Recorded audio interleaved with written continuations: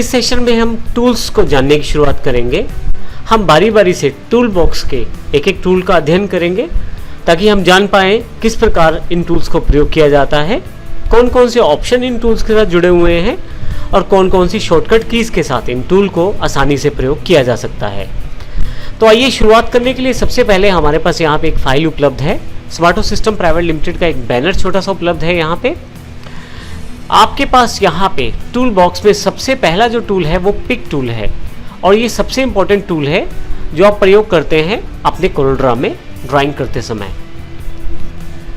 Pick tool default रूप से selected रहता है। यहाँ पे यदि आप देखें तो माउस रखें अगर आप तो पिक टूल सिलेक्शन में आ गया है और इसकी जानकारी आपको यहाँ से एक अंदर की तरफ दबा हुआ बटन दे रहा है, क्योंकि देखिए नीचे वाले बटनों से थोड़ा सा भिन्न है और लगता है ये बटन प्रेस्ड है, तो इस कारण से हमें ये जानकारी हो गई है कि ये टूल सिलेक्टेड है। अगर कोई और टूल सिलेक्टेड होगा तो सिलेक्शन यहाँ से हट जाएगी और ये फिर से ऊपर की तरफ ये पिक टूल अवेलेबल हो जाएगा। मैं दोबारा क्लिक कर देता हूँ तो फिर से मेरे पास पिक टूल अवेलेबल हो गया है। एक टूल के साथ कई टूल और भी जुड़े रहते हैं। यदि आप माउस यहाँ क्लिक करके रखें कॉर्नर पे तो आपके पास देखें इसमें पिक टूल में दो टूल और भी जुड़े हुए हैं, फ्री हैंड पिक और फ्री ट्रांसफॉर्म। इस प्रकार अर्थ ये हुआ कि एक पिक टूल के साथ दो टूल और भी जुड़े हुए थे।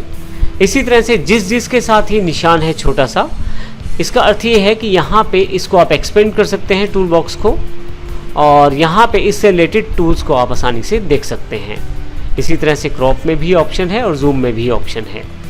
किसी भी टूल की अधिक जानकारी के लिए आपको केवल क्लिक करना होता है और आप उस टूल की हल्की सी डिस्क्रिप्शन यहाँ पे देख सकते हैं। यदि हम पिक टूल की बात करें तो पिक टूल का मुख्य प्रयोग किसी भी ऑब्जेक्ट को आपकी ड्राइंग में सिलेक्ट करना है। तो आइए देखते हैं किस प्रकार से हम इस पिक टूल का प्रयोग सिलेक्शन के लिए कर सकते हैं।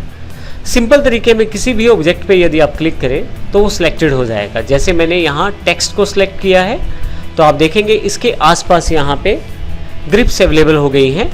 यदि मैं बीच में आके माउस को रखूँ यहाँ पे तो मेरे पास crosshair mouse icon available हो गया है।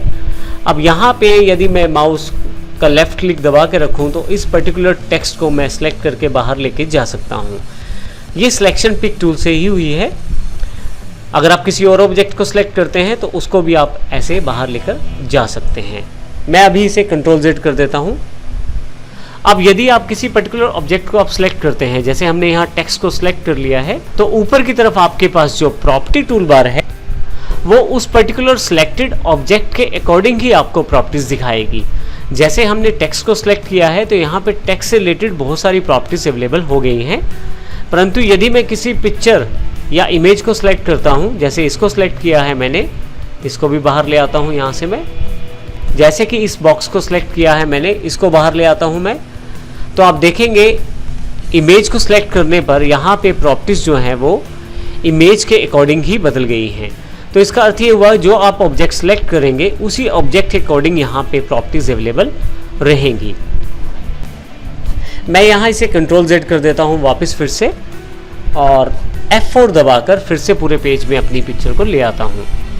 अब जब भी किसी ऑब्जेक्ट को मैं सिलेक्ट करता हूँ, चाहे वो टेक्स्ट हो या इमेज हो, आपके पास ग्रिप्स अवेलेबल हो जाती हैं चारों तरफ उस पर्टिकुलर ऑब्जेक्ट के।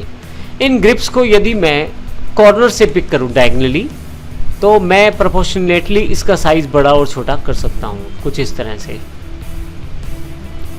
और जो साइज़ मैं चाहता हूँ फाइनली वो साइज़ रख के फाइनलाइज कर सकता हूँ।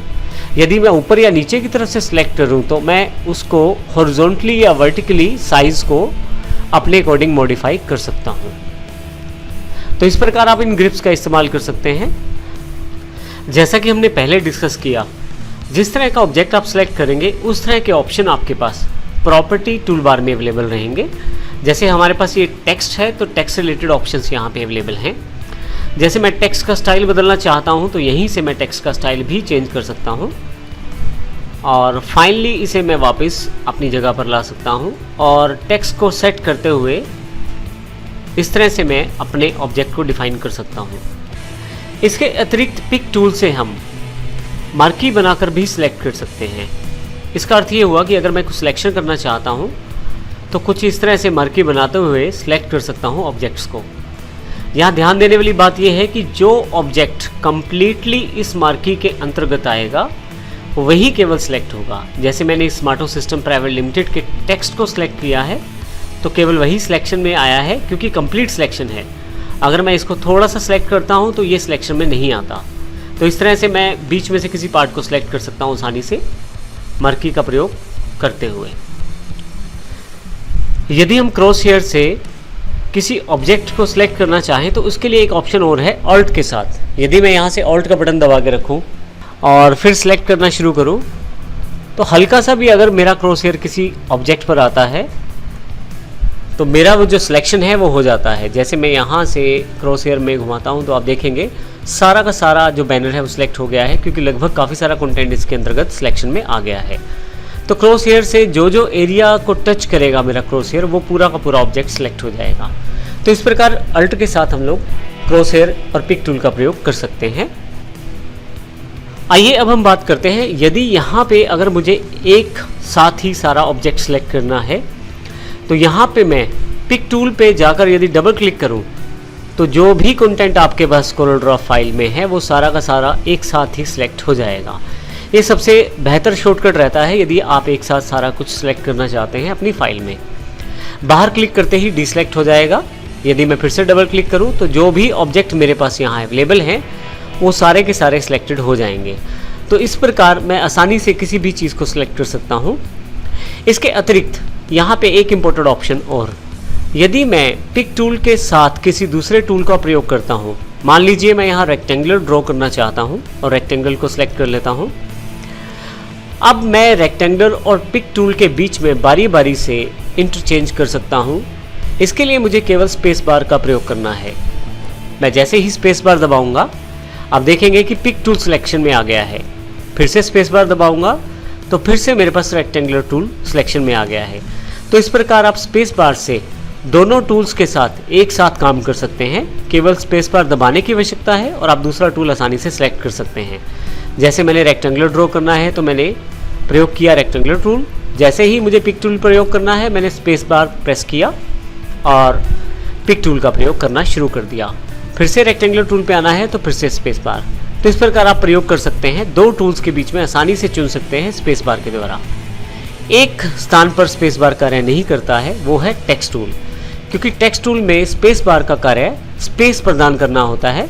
तो यहाँ यदि आप स्पेस बार का प्रयोग करेंगे तो यहाँ पे आप स्पेस बार से टूल्स में इंटरचेंज नहीं कर पाएंगे, बल्कि स्पेस का प्रयोग यहाँ पे टेक्स्ट में दिए जाने वाले स्पेस से ही रहेगा।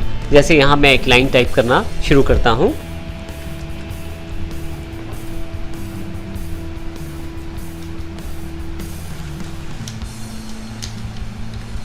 आप देखेंगे कि यहाँ पे मैंने लाइन टाइप की है और अगर स्पेस छोड़ता भी हूँ तो वो उसे एज अ टेक्स्ट पार्ट मानता है। तो फाइनली मैं यहाँ से क्लिक करके फिर से वापस आ सकता हूँ। वापस आने के लिए आप फिर से यहाँ से पिक टूल को प्रयोग कर सकते हैं।